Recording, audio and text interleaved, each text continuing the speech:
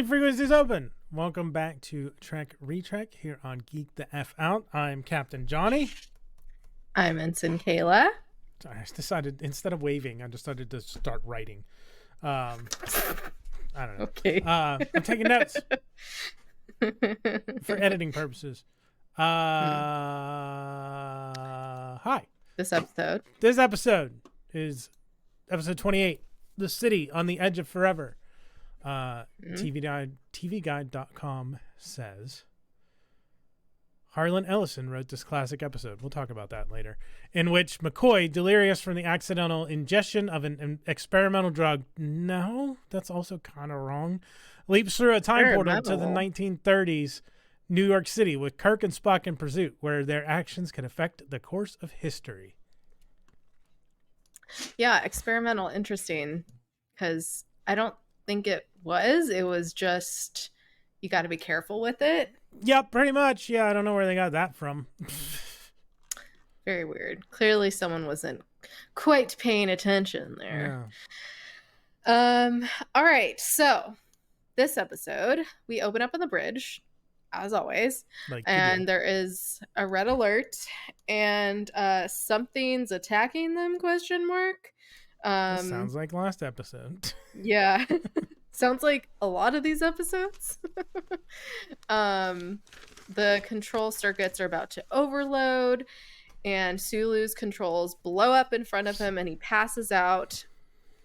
And Spock says they're passing through ripples in time, and someone on a planet is causing it. Which, when Sulu's passed out, did you notice his eyeshadow? Because I did. He had a lot of gray eyeshadow on there. A lot of gray eyeshadow. Bones gives Sulu that experimental drug. It was like something. Cortisine. Yeah, it's not experimental. To help him.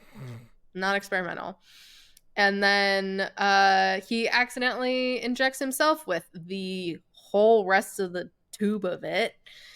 And he starts going crazy, thinks everyone's assassins, and leaves the bridge. And I was like, what is this, Special K? And I'm like, doesn't anybody have a fucking phaser? Just shoot him.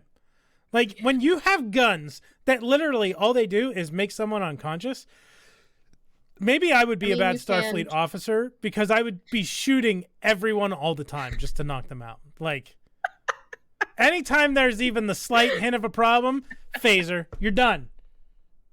We'll sort it out. We'll sort it out later. Because the worst thing that happened, you took a little nap. None the worse for wear. Just a little sleep. Wrong. Right? Just fucking phase him. Just shoot the motherfucker and stop all this entire trouble from happening. Anyways. Someone draw a goddamn phaser, please. Yeah. Yeah, it seems to happen a lot when there's like fights or someone's running around. They just kind of stand there and they don't do anything. And I'm like, aren't you guys supposed to be like the best of the best on Starfleet? And you're kind of being the worst of the worst right now. Yeah. Yeah. Anyways. Bones goes to the transporter room, takes out the dude, beams himself down to the heart of the disturbance. And soon after, Kirk, Spock, Uhura, and Scotty beam down with a couple others to these ruins that are down there. And Spock says this one ring is the source of the power / time displacement, which I was like, wait, we've seen this. In a little thing called Strange New Worlds. Sort of. Lower Decks crossover. Sort of. It's not this is the Guardian of Forever. That's not the Guardian of Forever. I know, but it's very similar. It's very similar, yeah. Yeah, so yes, this is the Guardian of Forever. And he's a machine and being, and also neither. Neither and both, yes. Yes. And he pretty much has a portal in the middle of him and shows scenes from Earth's history. And then we get Bones. We finally find Bones, and he's running around saying killers, and typical Spock does his little old nerve pinch on him. And Kirk starts to have this plan of like, oh, what if we go back a day and then we can prevent Bones from overdosing himself? And but then they find out from the Guardian that he can't pick, or they can't pick certain times. And before they even have a chance to figure it out, fucking Bones gets up and just runs right through it. Yep. Which I was like, why didn't you guys like sedate him or like restrain him better? Yeah, well, I think maybe they thought the nerve pinch was going to keep him under for longer, but the cordrazine is a chemical stimulant. Adrenaline? Yeah, it's like... Essentially, right? Yeah, the Memory Alpha says it's a strong chemical stimulant used for emergency medical treatment, primarily used to stimulate the heart during cardiac arrest. Yeah.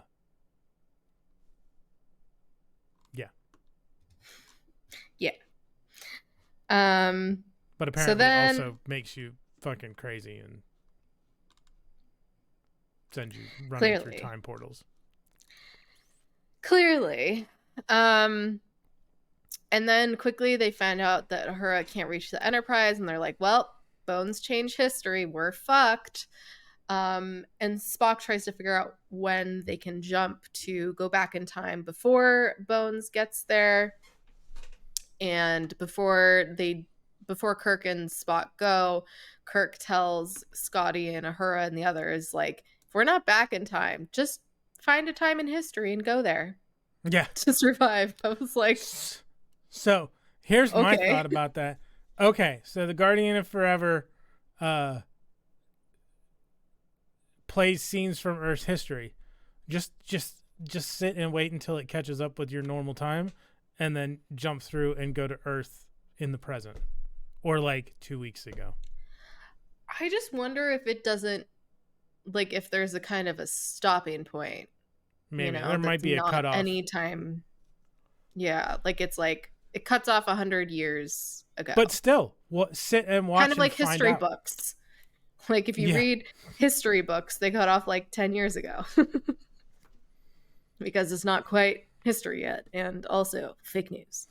I did think it's interesting because, like, I wrote, my note says back-to-back time travel episodes. The last episode wasn't really a time travel episode. They mentioned, like, I think they thought he might be a time traveler, or Lazarus passed himself off as a time traveler. Was a time traveler. Yeah, but it had nothing to actually do with time travel. It was the multiverse, parallel universe, the antimatter universe. Yeah. So, but still interesting, and because the Guardian of Forever described himself as his own beginning and his own ending, which is another Ouroboros, which ties into, we're recording this the week of the Loki season 2 finale, so that's fun. Little tie-in.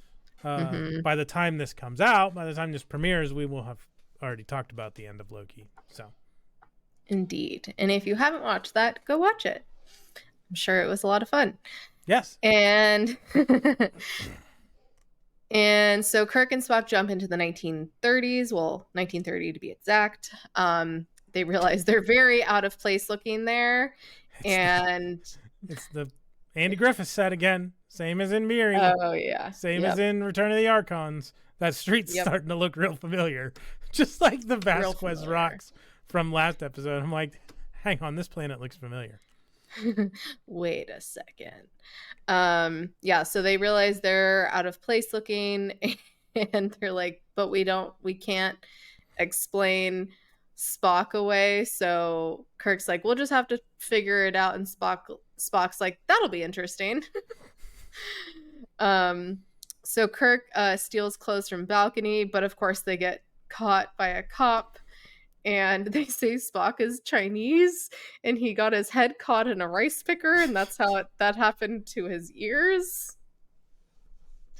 It's very strange. It's very strange. And then Spock nerve pinches him, and they run. Which all those bystanders just were bystanders. They just stood there and watched the whole thing. They stood by, so they were literally bystanders. Yes. And they run down these alley stairs into this room, and they change clothes. And Kirk puts on this very deep V flannel where he looks like someone that'll be in my spoilers without context. And this lady finds them, and I was like, of course her and Kirk lock eyes and have a moment. I'm like, oh boy, another fucking love interest every fucking time. Either Kirk fights someone, he's shirtless, makes out with someone, or what's the other thing? I'm forgetting again. Awkward hugs or just hugs in general. Oh yeah, awkward hug. Yeah, awkward hug. And Spock puts on a beanie to hide his ears, which I was like, smart. And that also happens in Strange New Worlds, to hide his ears, but his human ears. Indeed, yeah. I liked that little. I wonder if they did that on purpose, because like he could have just worn a regular hat, I guess, but they chose a beanie. Maybe. I mean, it's the easiest way to hide your ears. Well, instead of like a baseball cap. Yeah. I guess because those don't necessarily always go down over your ears. Sometimes they do. Do they? No, they really don't. Yeah, no, I guess they don't. It's got to be a beanie. As someone who wears hats every day, I should know this. Well, now I wear wide-brimmed hats, so I don't know. Anyways, Kirk tells her that they've stolen the clothes, and she's like, well, I could use some help around here. And we found out it's a mission that they're at. And so the next scene is they're eating in the hall there, and this guy next to them is saying how, like, you don't just eat for free, you have to listen to her talk. And then he starts to say something along the lines of, like, at least she's nice to look at, wish like she could like do something else, essentially. And Kirk's like, shut the fuck up. Yeah. Which I loved that. And he's like, what? And Kirk's like, shut up. Yeah. Yeah. Just straight up. I was like, that's props to you, Kirk. Props to you. So Edith makes this speech and talks about the future of space travel and how they'll eventually be able to feed the hungry, which Kirk and Spock look at each other like, don't know if we've done that. Which, once again, with all the billionaires there are in this world, if they gave like a fraction of their money, we could solve world hunger. But, you know, they don't want to do that. So it was very reminiscent of today's day and age and how far we've come. But yeah, somehow people are selfish. Crazy idea. I know. And pretty much saying like how they need to live for that future. And Edith gets Kirk situated with a flop, which I've never heard that before. Was that a term of the time for like a place to live? Apparently. Yeah, I hadn't heard of it. That. I had not. I've heard flat, like in the UK. Yeah. I'm very trying weird. To find the. I'm trying to find a thing. Where is it? Because I saw flop. Mm-hmm. Oh, flop, like a flop house. I've heard flop house is part of the 1930s vernacular. No idea. I mean, that is nearly 100 years ago. So, damn, that's crazy tits.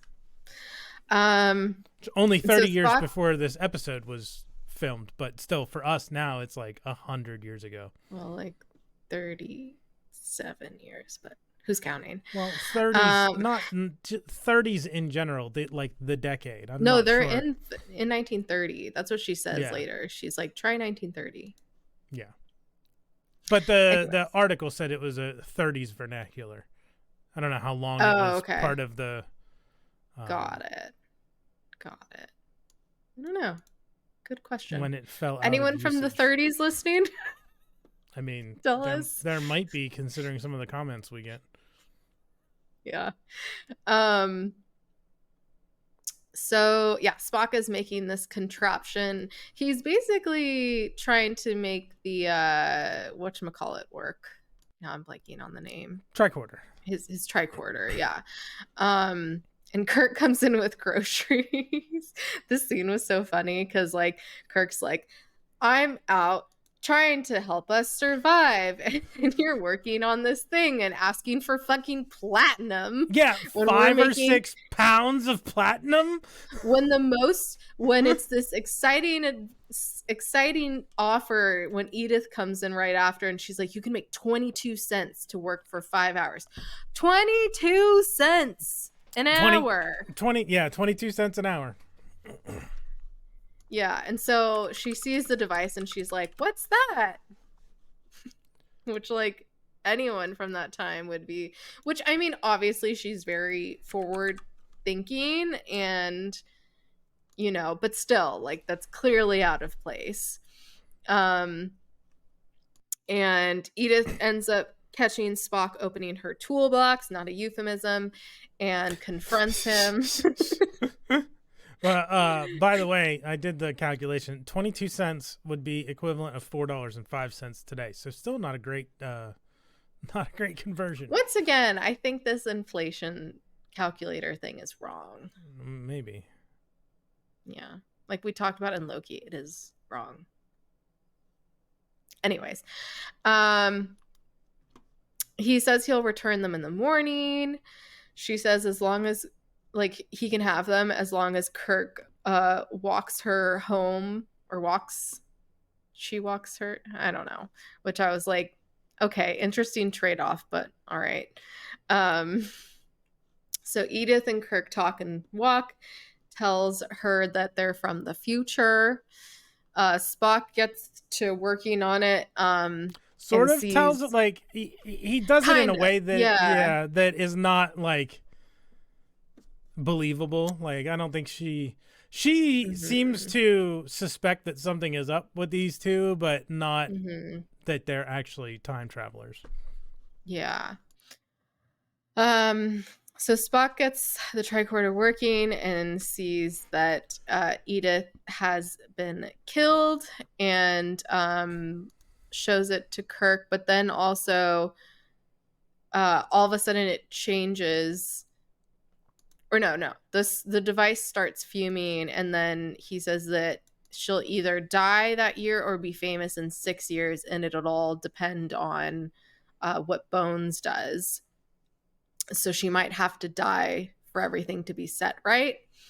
And then we have Bones arriving to see a person in the alleyway, and he asks what year it is.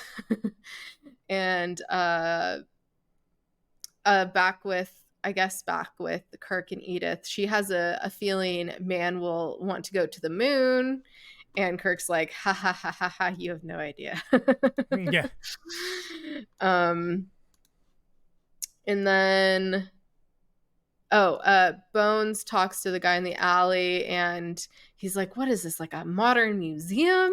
And I was like, what the fuck is wrong with you, bro? And of course, Bones being Bones is like, oh, I would love to see a hospital and everyone like sewing people and cutting people open. Oh, the pain. Oh, that must have been horrible. And then passes out. Yep. So then the guy in the alley takes Bones' phaser and he hits a button and he just disappears.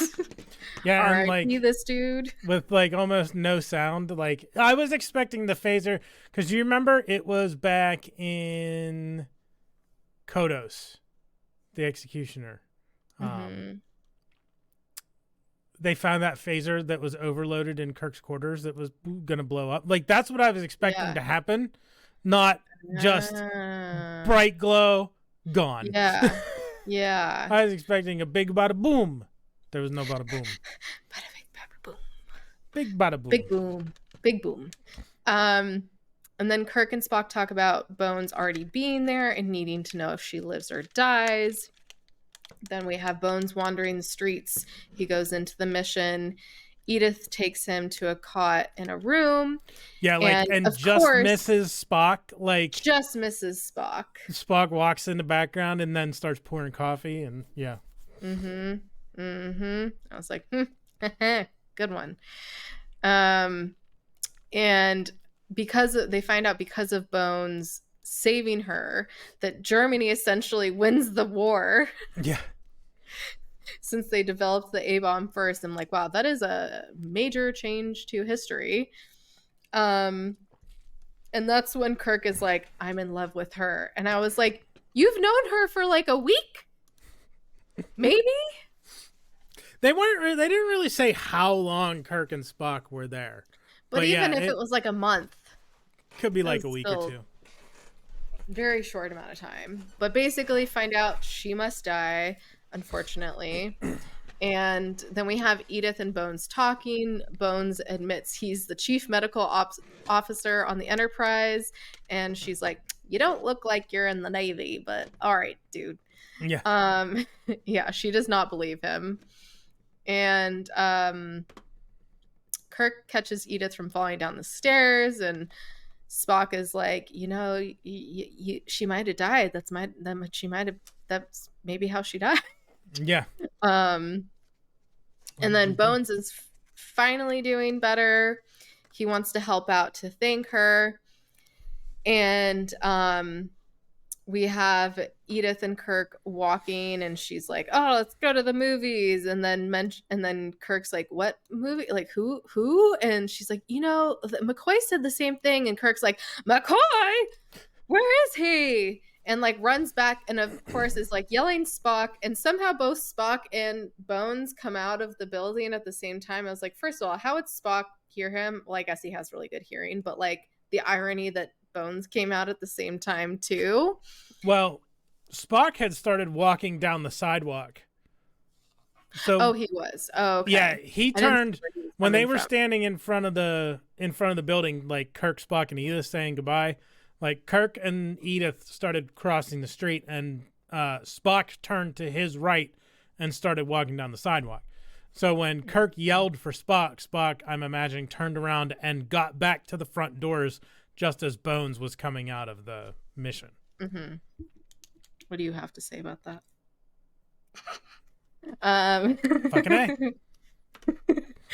And then we have the scene where unfortunately Edith gets hit by the car. Bones wants to save her, and Kirk holds him back because he knows that she does need to die, unfortunately, even though he's in love with her. And Bones is like, what the dick? Could have saved her. Excuse me, ma'am, do not steal my shoe. And somehow they all go back. Like the Guardian said if they put things right, they would be returned to their time. Yes. So as soon as that, but still. Yeah, they just appear. There's no portal that opens. They just whoop, they're sucked back when time is put back on it. They time slipped like Loki. Yes, essentially. Yeah. Let's do the time slip again. Apparently they were only gone for a second though, according to Uhura and Scotty. And everything is back to normal, but Kirk is sad and they're beamed back up, and that is the end of the episode. Yeah, so now they were gone for like an extra week or two, so now their birthdays are all off. They'll actually be, if they were only gone for a second, but they experienced that week, 2 weeks, like, are their birthdays 2 weeks early? They're older than calendar time at this time.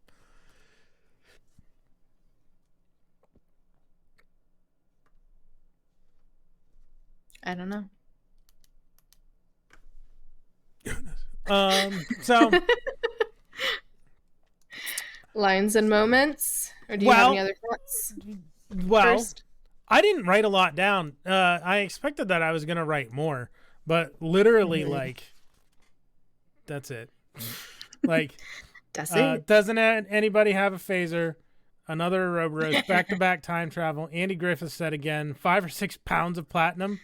McCoy and Spock just miss each other. She has to die unconscious or demented. Like, those are my notes. I thought I was gonna write so much more, and I didn't because like TV Guide said, like, classic episode. Like, this is widely regarded as the best episode of the series. Of all of TOS? Yeah, of all of TOS. This I'm is like shocked. the top-rated episode. It really? Yep. Classic. Let's see. It on IMDb it's 9.2 stars. I'm looking to see if there's any, at least season 1, that is higher. Even more than next episode? I feel like next episode being the season finale. No, next episode's only rated 7.5. Alternative factor was 5.7. Should have been -0, -10. Balance of Terror was 8.8. So, yeah, this is the highest, at least on IMDb, of season 1. Okay. The highest rated episode. So yeah, I'm curious what like you didn't think it was all that noteworthy? I don't know. We'll find out when we rank it. We'll find out. I enjoyed it. I thought it was a cool concept. And there was a lot happening.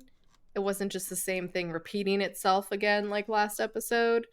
We'll get more into it.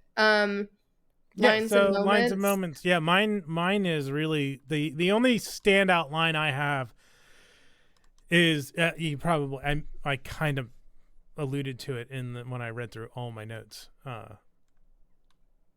It's pretty late in the episode. So what did you have for your stuff?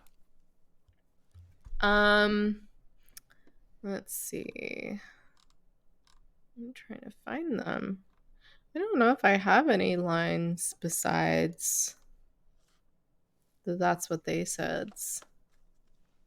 Yeah, I don't think I have any. Okay. What about moments? Did you have any specific moments that stood out to you?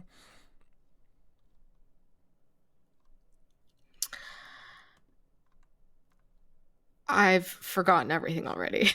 Okay, good. Yeah, you go. Maybe I'll think of it. There's a part where Spock is complaining when he was talking about the 5 or 6 pounds of platinum. He was complaining about having to work with stone knives and bearskins. Oh yes. And then I did like that moment when McCoy was on the cot talking to Edith. He's like, "Don't answer that, because like I'm either unconscious or demented." Yeah. And then of course when Kirk, McCoy's always funny. When the dude was starting to make like innuendos towards Edith, and Kirk was like, "Shut up." Yes. Shut up. Like he just put a stop to that real quick. Yes, I did like that as well. That's it. I don't know about any others. There probably are, but I enjoyed those. Okay, so that's. I mean, I was definitely drawn into the episode, but I don't know if I would call it the best. Anyways, so I guess I go first this time. All right, yes. These are your. That's what they said for the city on the edge of forever. Stay on top of it, Mr. Sulu. What is this thing, Mr. Spock? Seems to be pulsating with power of some kind. Yay! This was a short. That's what they said. There was not too many. Really, I watched it twice and I still could not really find others, which I maybe has something to do with this episode being so good. Question mark. I don't know. Sometimes it just happens that way, and that's also what they said. Yeah. City on the edge of forever. Here is that'll bring us to episode trivia from Memory Alpha. This is one where I put in like 6, so The footage seen through the time portal is, for the most part, lifted from old Paramount Pictures and RKO Pictures films. It should be noted, though, I was wondering that Desilu Studios had not yet been acquired by Paramount's holding company, Gulf Western, at the time, and that the use of these clippings in the episode essentially constituted a copyright infringement in current understanding. Dun, dun, dun. Doesn't matter now because Paramount owns all of it. But yeah, back in the day, Yes. they probably shouldn't have used the footage that they used. Yeah. The Guardian of Forever was designed by art director Roland M. Brooks. Normally, set design was the purview of his colleague Matt Jeffries, but due to illness, Brooks took over his chores for The Guardian. When Jeffries returned to his duties and saw the donut-shaped set piece for the first time, he reportedly exclaimed, "What the hell is this?" according to story editor DC Fontana. Special effects artist Jim Rugg was responsible for the light effects for The Guardian, which, shock, were my favorite part of the prop. I liked it when it lit up.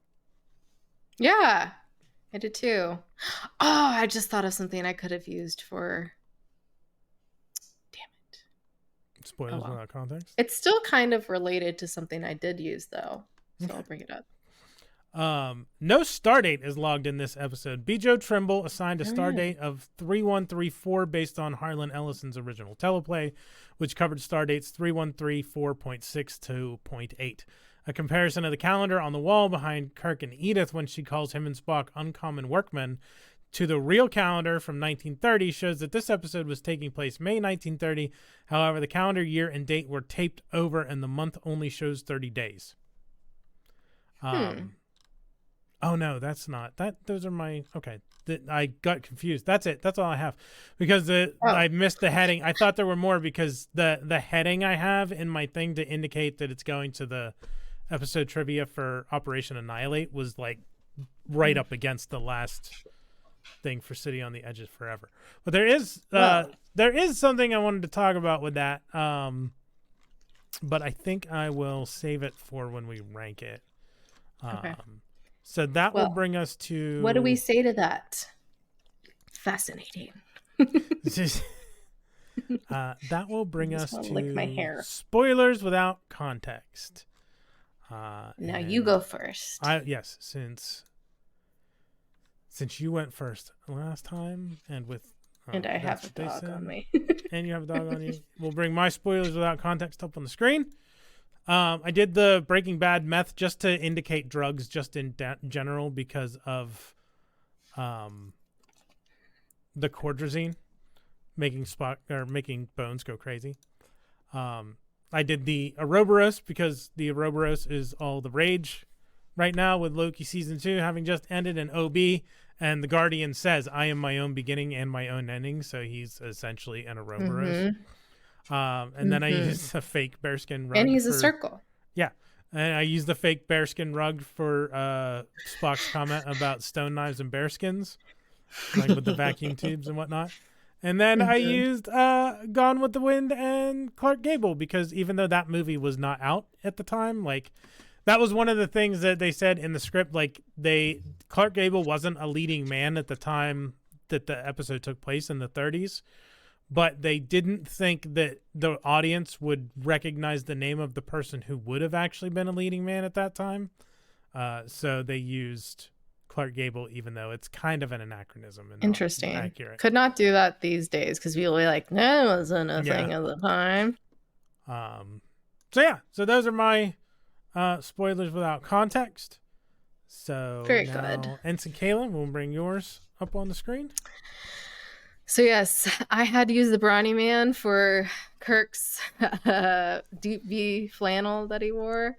And then, the Guardian of Forever very much reminded me of the portal in the Strange New Worlds / Lower Decks crossover episode.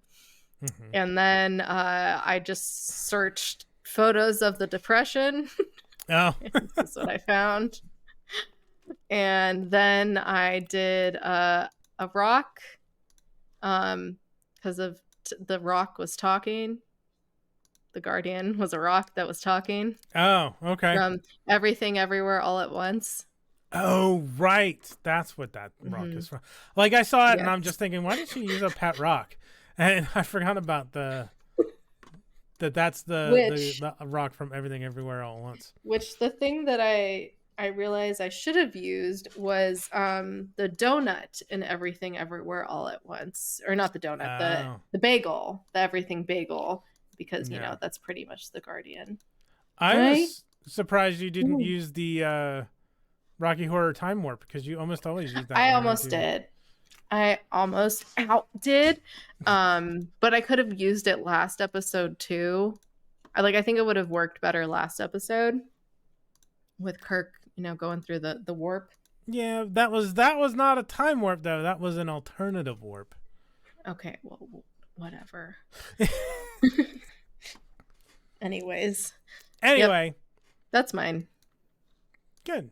Yeah, the the fucking pet rock makes a lot more sense now that you mentioned that it was Everything Everywhere All at Once. I was when like, you saw them, you were like, I was like, why is she using a rock? And I didn't catch the I'm like, why is she using paper towels?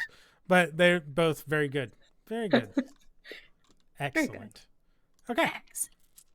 Excellent. That will bring us to ranking the episode. Ensign Kayla, how do you rank The City on the Edge of Forever? Okay, well, I mean, now you've influenced me because you've said it's the highest rated. Don't let peer pressure get to you.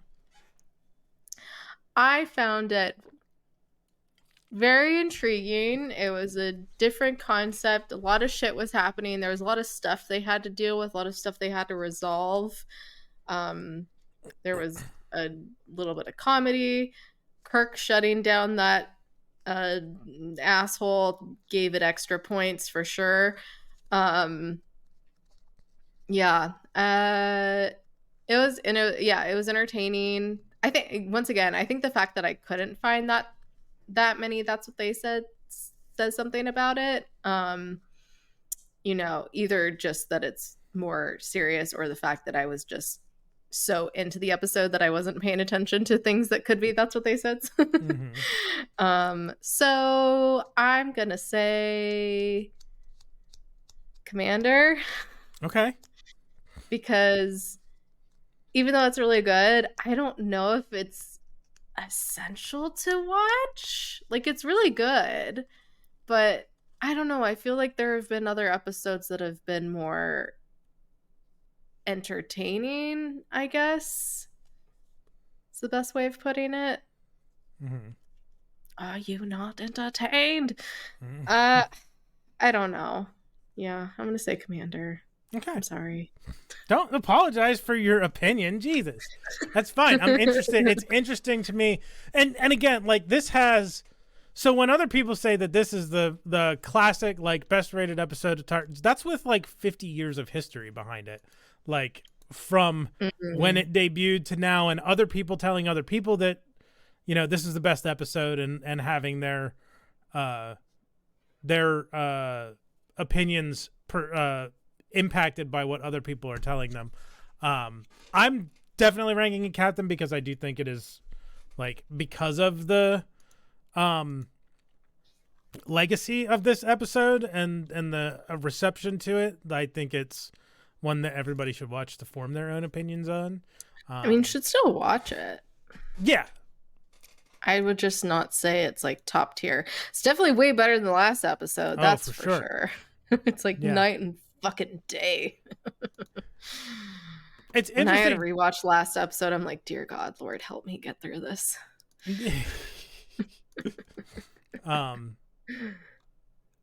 Yeah, I don't know that I would say it's my favorite either. I think I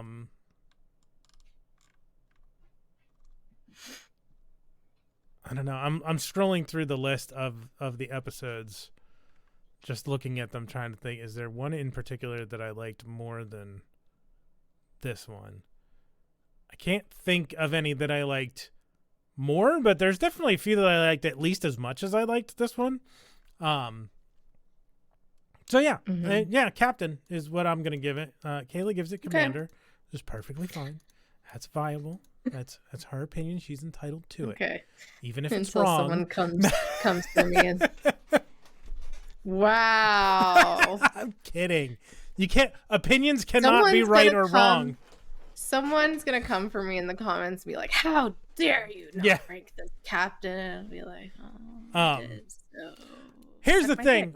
So here's some of the stuff that I wanted to talk about with this episode with the script. So Harlan Ellison is if you're not familiar with him, he is a renowned sci-fi writer. Okay. I was gonna ask. I didn't recognize the name. And in this episode gets credited to him, and it's won many awards. So. Oh boy. I'm trying to find the thing. Essentially, I'm trying to find the exact factoid in the Memory Alpha thing. But like the final script that we watch, the episode that we watch, it says all but 2 lines of dialogue that Ellison wrote are gone. Oh yeah, only 2 lines from Ellison's original teleplay survive in the final episode, both spoken by the Guardian of Forever. Credit? Well, hang on, my story gets better. Oh boy. Since before your sun burned hot in space, since before your race was born, and time has resumed its shape. So like one of the first things the Guardian says and like the last thing the Guardian says are the two lines of dialogue from Ellison's original teleplay. The rest of it was completely rewritten. Now the thing that has won awards is not necessarily the episode that aired, but his original script. How can the original script get... Well... Oh, okay. Sorry. Go ahead. I'm listening. Where was it? Yeah. This episode is the only Star Trek episode to win a Writers Guild of America award. Ellison took home the award for Best Written Dramatic Episode for his original version of the teleplay. I didn't know that could get awards. I'm guessing that you submit it to the... I'm assuming that you submit it to the guild for consideration, and then it gets the award. But if it's changed, like it was changed after the fact, I don't know. It says, by popular acclaim, this is the single best episode of the original series, earning a 1968 Hugo Award for Best Dramatic Presentation. And the other 4 nominees were also all episodes of Star Trek. So go Star Trek. It was 25 years before another television program received the honor, The Inner Light, which is an episode of Star Trek The Next Generation. TV Guide also ranked at number 68 in their 100 most memorable moments in television history in 1995. So close to 69. Yep. And also featured it in another issue of the 100 Greatest TV Episodes of All Time. So, going back to Ellison was dismayed with the changes Gene Roddenberry and D.C. Fontana made to his story, so much so that he wished his credit to read written by Cordwainer Bird, which is like a pseudonym that he used for when stuff was changed. A request that Roddenberry denied. Though Ellison had final right to have his pseudonym attached, he claims that Roddenberry made veiled threats that if he did so, he would be blackballed in the television and motion picture industry. Despite this feud, Roddenberry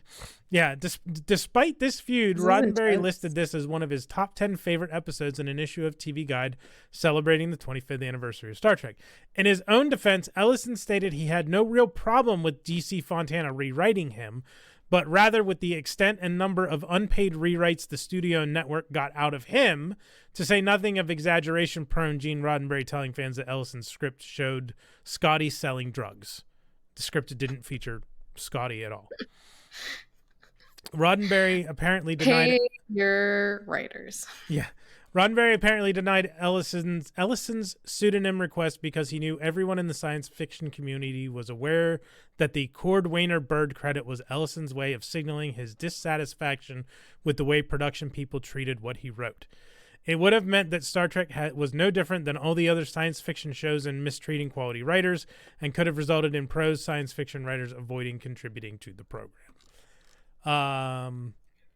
Yeah. So like There's the a only lot thing going that on there. yeah, the only thing that is left in this episode. So Harlan Ellison gets a lot of credit for writing the best episode of Star Trek, but the only thing that remains, according to all this information, which maybe is wrong, but there are sources cited from different interviews and different books that were written about Star Trek, are 2 lines. Like, so, like the premise, yes, the premise is still his, that they go to this planet, they find this thing called the Guardian of Forever, they go back in time, stuff happens, they come back. Shit happens. Like, someone else would have figured that out at some point, and this episode probably would have happened. Like, so it's not not to say that Ellison is not a great award-winning writer, because he is. He's a highly regarded science fiction writer, but he gets a lot of credit for this episode that he probably doesn't deserve. I just made a lot of people really fucking mad. So next episode, they're gonna come for you. They're gonna come for us both. They're gonna come for me, saying that I said Harlan Ellison is a talentless hack, and they're gonna come for you for not rating as a captain. To be clear, if you rewind, once again, clearly I did not say that Harlan Ellison is a talentless hack. He is not. But you're canceled. Yeah. Like I give a shit. Cancel me. I'm not making any money off this. Me. Fuck off. There's more important things in life. Yes. At least I'm not sexually assaulting people. Ew. So, smooth transition. Yeah. The next episode is the season finale of season 1 of Star Trek, the original series. Holy shit. Tits. We made it. Holy tits. I can't believe it. Yeah. I'm shooketh. Which, once again, like we said last week, we're going to be taking off Thanksgiving, doing something a little fun in place of our normal. Whoa. That was weird. What just happened? Back. I don't know. My camera just disconnected and reconnected immediately, so. Anyways, in place of our normal Trek Retrek episodes, we'll do the finale the week after. And so everyone can enjoy their Thanksgiving. And well, are we still gonna air that like that night of Thanksgiving anyways? Or maybe we'll figure it out. Anyways, sometime around Thanksgiving we'll put that out. But yeah, I think we might do something for like a season 1 wrap up with some guests. We'll see. Yeah, probably a live stream. Probably a live stream. Maybe not. We might. It's possible we could premiere our first coverage of season 2 before that stream happens, but we'll probably do a season 1 wrap up, like retrospective. Put a pin in that. I have an idea. Okay. Okay. So yeah. So tune in next week for. Oh wait. Or not tune in next week. Tune in 2 weeks for the finale. Yeah, which is Operation Annihilate. IMDb.com says the Enterprise crew attempts to stop a plague of amoeba-like creatures from possessing human hosts and spreading throughout the galaxy. And it is a finale for sure. And yeah, thanks everyone for joining us. If you're watching on the replay, thanks for watching on the replay. Make sure to smack that like, smack that subscribe, smack that bell icon, smack all the things. We appreciate y'all being here and yes, doing all the things. If you want to follow us, our social media handle is at GTFO channel. On all the things, if you want to email us, our email is channelgtfo@gmail.com. It is a reverse of our socials. And yeah, hope everyone has a great Spanksgiving, Slapsgiving, whatever you want to call it. Slapsgiving. Festivus for the rest of us? Festivus for the rest of us. Yeah, eat some yummy food. Enjoy your time. And yeah, until next time, peace and long life. Live long and prosper. Bye.